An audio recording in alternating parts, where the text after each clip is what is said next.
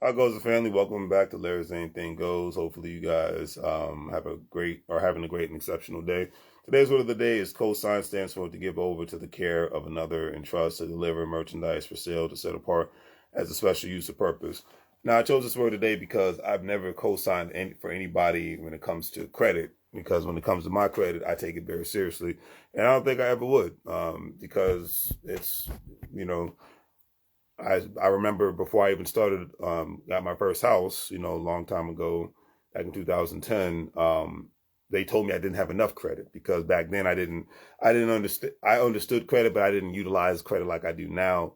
I only had one credit card, and back, and I was just considered not good enough. They was like, wait a minute, I had a good credit score, but I just didn't have enough credit because I didn't have student loans, don't have any kids, didn't have, never been married before, so I haven't dealt with that. Didn't have a car payment. And at the time, I didn't have any rental history because I was still living with my mother and whatnot, and I was just I was paying her rent, but that didn't count towards credit or anything of that nature. So, and that's why that helped me out tremendously. That's why this whole kick your kid out once they turn 18 thing in the United States of America, it's backfiring on a lot of people. That's why they've, talked about in the last 10 years, millennials having to move back in with the parents. I'm just like, yeah, because the way the economy is now, it's totally different. As far as cost of living, wages, it's a totally different world now.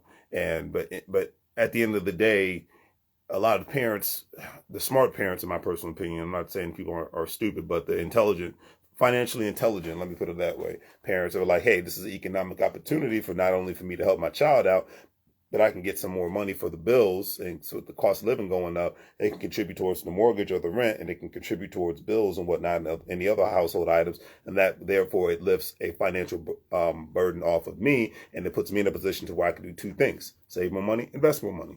And that's where you should always want to be at, regardless of the situation. Rich people are like that. Why shouldn't working people think like that? That's why I always give immigrants a lot of credit. You might make fun of people having 15 people living in one house and whatnot, but that's 15 different that's 10 to 15 different salaries up in a house. So if you have 10 to 15 salaries in a house, that makes the financial burden, doesn't put the financial burden on just one or two people, and therefore it puts the people in a position to where they can not only live in a better house in a nicer neighborhood, but they can put themselves in a position to where they can save more money and invest more money.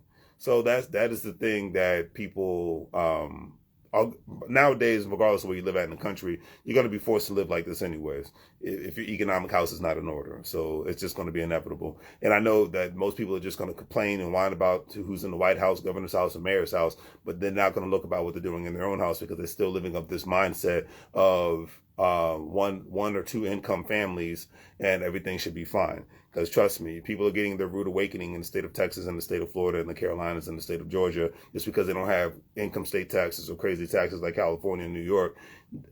Is still turning out to not mean, as they would say, a hill of beans. Because if your money's not right, if your money's not growing, if your savings are not growing, if your assets aren't growing, then you still put yourself in an economic position to where you could become homeless or living at the bottom of a barrel in a bad neighborhood. So it's something to take into consideration. That's why I always say it's like, don't get too comfortable living in Texas thinking that everything is going to be all gravy, baby, and thinking that nothing can happen because you could lose your job.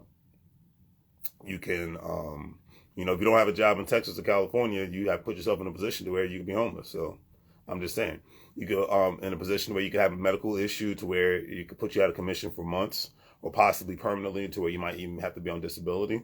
So these are things to take into consideration. That's why I would say the comfort zone is the death sentence all day, every day. And I'll leave it at that. All right.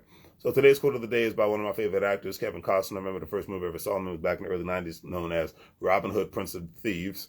But he's been in a lot of great movies, and I think he's on his television show now. So the guy just keeps on doing what he's doing, him and Denzel. Anyways, he said being a celebrity is probably the closest to being a beautiful woman as you can get. And I agree. I can agree with that because a lot of even if you could be the ugliest celebrity on the planet and you can get traction, I don't care if you're a man, woman, whatever, you can get a lot of traction. But a lot of times, being a celebrity, because a lot of times, for me, I would never. When I was a kid, I wanted to be a celebrity, but as an adult, I'm like, I wouldn't want that headache because I see all the nonsense that comes with it. The world of Hollywood as a whole, regardless if someone's recording in New York, Hollywood, California, or Atlanta, Georgia. I would not really want to partake in that world specifically, just because I just see it wouldn't be for me. Like if it was me and I made a couple of $1 million, I'd be like, all right, I'm done. I'm just gonna take this money. And like Cameron Diaz is a great example. She liked acting as an actress, but she did not like the world of Hollywood as a whole, and that's why she stopped acting. And even Dougie Doug, a great actor I grew up watching, he even made a video. A video was put out on social media, on YouTube, talking about why so many people leave Hollywood. So I get it. That's why I said, honestly, if I was, I got nothing. I've never worked in that industry, so I can't really particularly talk about it in depth. I can just go off and by what people who have experience have within the industry. But me personally, I wouldn't mind like living in LA and around the culture, but I wouldn't want to specifically work in the Hollywood industry. Like, give me a couple $1 million, I'll flip it into real estate and other businesses and franchises and go from there.